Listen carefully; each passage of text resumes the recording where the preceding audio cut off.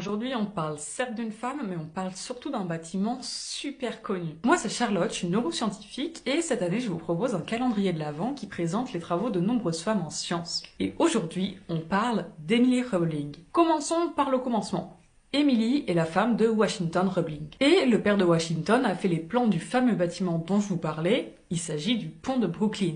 Donc bon, on peut dire que c'est pas un petit projet, et surtout, même maintenant, c'est encore un pont iconique. Malheureusement, le beau-père d'Emily meurt lors de la construction, et c'est donc le mari d'Emily qui reprend le chantier. Encore un coup de malchance, le mari d'Emily tombe malade et se voit obligé d'être alité. C'est difficile de garder un œil sur le chantier quand on est forcé de rester au lit. Et c'est là qu'Emily rentre en jeu. Emily et son mari avaient voyagé en Europe pour étudier un peu l'ingénierie, et elle va donc épauler son mari. En fait, c'est un peu plus que ça. Son mari va être alité et donc c'est Emily qui va être en charge de toutes les visites sur le chantier, de surveiller l'avancée des travaux, de prendre les rendez-vous avec les politiques et avec toutes les personnes qui sont impliquées dans le projet. Et c'est d'ailleurs pour ça que beaucoup de gens de l'époque pensent que c'est Emily qui est derrière les plans du pont, sous le nom de son mari, puisque lui n'est plus présent. Le problème pour cette époque, c'est que la place des femmes, elle n'est pas très belle à voir. Et ce qui est beau ici, c'est qu'Emily va être la première personne à traverser le pont de Brooklyn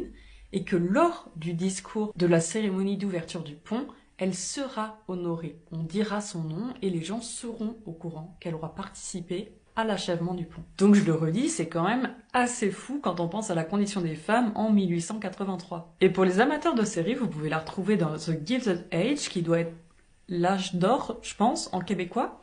Et elle apparaît saison 2, épisode 5, je crois. C'est d'ailleurs comme ça que moi, je l'ai connue.